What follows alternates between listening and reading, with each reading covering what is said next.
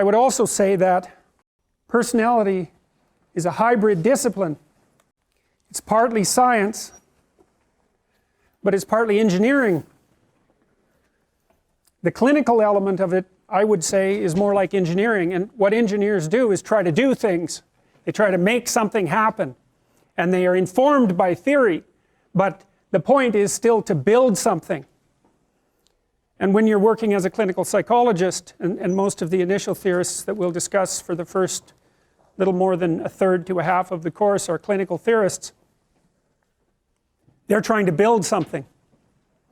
And they're dealing with very, very difficult conceptual problems, because they're either trying to cure mental disorders or maybe even unhappiness and trying to bring about health. And the problem with that is that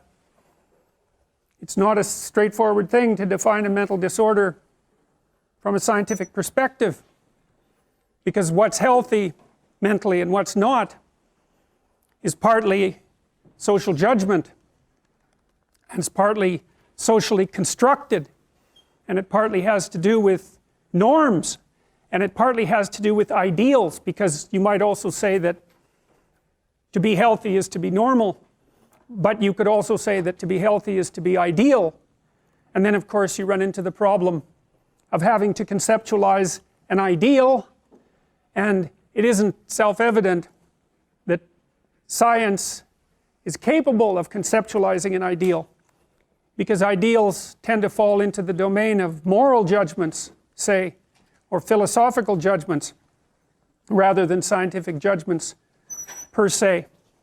So what I would say to you is that it would be worthwhile to approach this course as if you were an engineer of the human spirit, an engineer of your own spirit to begin with, but also an engineer of the spirits of other people, because as you interact with other people, you inevitably tell them what you want and what you don't want.